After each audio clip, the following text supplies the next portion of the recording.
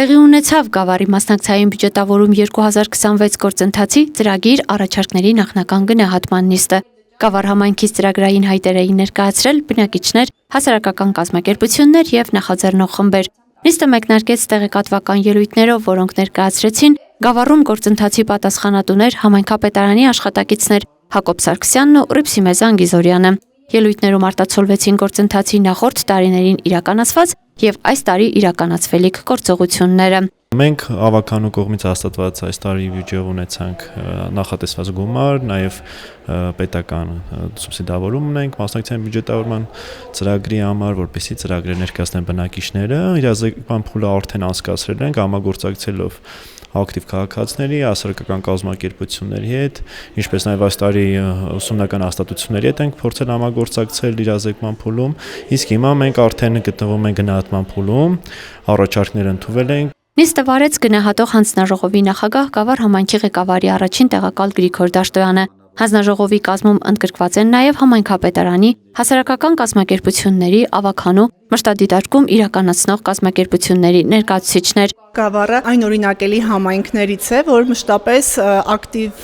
մասնակցության բնակիչների աչքի է ընկել։ Իմը մեծ դերակատարում ունի, որպեսզի բնակիչները իսկապես հետաքրքրված լինեն եւ մասնակցեն։ Իսկ մասնակցային բյուջետավորման պարագայում դա կարող եմ ասել ամենակարևոր գործոններից է, բնակիչների ակտիվ մասնակցությունը եւ նաեւ ինչու՞ չէ համայնքի թափանցիկությունը, համայնքի բացությունը եւ նաեւ իրազեկման աշխատանքներում այն ահռելի ծավալը, որ իրականացնում են։ Ծրագրերի հեղինակները ներկայացրին իրենց առաջարկները եւ դրանց իրականացման հնարավոր տարբերակները։ Բոլոր չափորոշիչները իհարկե հաշվի ենք առել, կարիքից ստեղծված ծրագիրը մեր ծրագիրը, այնպես չի որ մենք ուղղակի մեր մտքով անցել է, մենք ունեցել ենք այդ փորձը, տեսել ենք, որ պահանջարկը կա երիտասարդների կողմից ու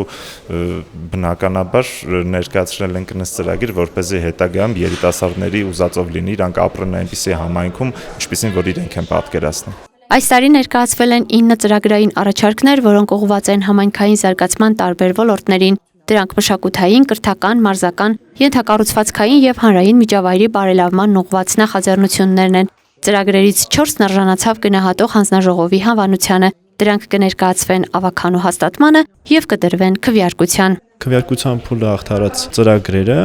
արդեն հասնում են ֆինանսավորման փուլ եւ այս տարի 26 թվականին